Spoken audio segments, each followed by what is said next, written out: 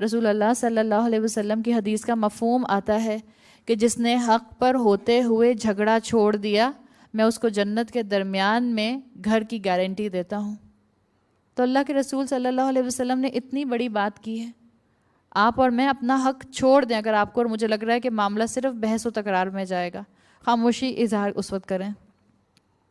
امام ابو حنیفہ کا ایک واقعہ آپ کو کتابوں میں ملتا ہے۔ امام ابو حنیفہ جو اپنے وقت کے بہت بڑے فقیہ تھے اور یقیناً آج بھی بہت بڑے فقیہ ہیں، اپنے وقت کے رہے، لوگ ان کی زندگی میں آیا کرتے تھے، ان سے فتوے پوچھا کرتے تھے، اس لیے کہ فقہ ان کا جو تھا ڈپارٹمنٹ تھا، ان کی اسپیشلٹی تھی۔ ایک مرتبہ تاریخ میں آتا ہے کہ ان کی والدہ ایک سوال لے کر ان کے پاس آئیں، انہوں نے امام ابو حنیفہ کو بتایا کہ میرا یہ مسئلہ ہے۔ امام ابو حنیفہ نے ان کو جواب دے دیا۔ ان کی والدہ مطمئن نہیں ہوئیں، کہنے لگیں تمہیں کچھ نہیں پتہ۔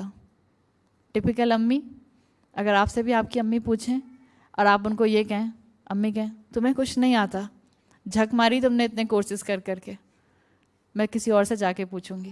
ان کی امی نے بھی کہا کہ نہیں، میں اس جواب سے مطمئن نہیں ہوں، میں کسی اور سے پوچھوں گی۔ پھر امام ابو حنیفہ سے کہنے لگی کہ میں فلاں سے پوچھوں گی۔ امام ابو حنیفہ نے ان کو کچھ نہیں ایگو کا ایشو بنایا کہ کیوں آپ اس کے پاس کیوں جا رہی ہیں جب میں اتنا بڑا فقیہ موجود ہوں۔ انہوں نے کہا ٹھیک ہے آپ کی مرضی۔ تو تاریخ میں آتا ہے کہ وہ جس شخص کے پاس گئیں وہ ایک دائی تھا، عالم نہیں تھا۔ دائی کون ہوتا ہے؟ جو سمپل لوگوں کو ریمائنڈرز دیتا ہے، جو لوگوں کو تقوی حاصل کرنے کی موٹیویشن دلاتا ہے، لیکن فقہ اور شریعت کے بارے میں اس کی ایکسپرٹیز نہیں ہوتی۔ تو دائی تھا۔ امام ابو حنیفہ کی والدہ جب اس شخص کے پاس پہنچیں تو اس دائی نے ان سے کیا کہا، آپ کے اس مسئلے کا جواب دینے کے لیے مجھے کچھ معلومات کرنی ہوں گی، تو مجھے تھوڑا سا وقت دے دیں، اس کے بعد ہی میں آپ کو جواب دے سکوں گا۔ اب یہ جو شخص تھا، جو دائی تھا، یہ اپنے اس مسئلے کا، امام ابو حنیفہ کی والدہ کے مسئلے کا جواب پوچھنے کے لیے کس کے پاس آیا؟ امام ابو حنیفہ کے پاس۔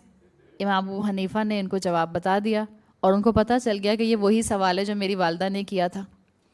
امام ابو حنیفہ نے ان سے کہا کہ تم یہ جواب میری والدہ کو بتا دینا، لیکن یہ مت بتانا کہ میں نے تمہیں بتایا ہے، اپنی طرف سے بتا دینا۔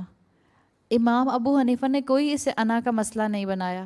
مثال کے طور پر آپ کی امی آپ سے کوئی بات پوچھیں، اس کے بعد کہیں میں مطمئن نہیں ہوئی، اس کے بعد وہ چلی جائیں آپ کی نند کے پاس، آپ کی نند کہیں اچھا پوچھ کے بتاؤں گی، آپ کی نند آپ کے پاس آئیں، آپ ان کو سوال کا وہی جواب بتا دیں، اور آپ کو کتنا بڑا ظرف چاہیے کہ آپ کہیں کہ اچھا میرا نام مت لینا میری امی سے، تم اپنی طرف سے بس بتا دینا۔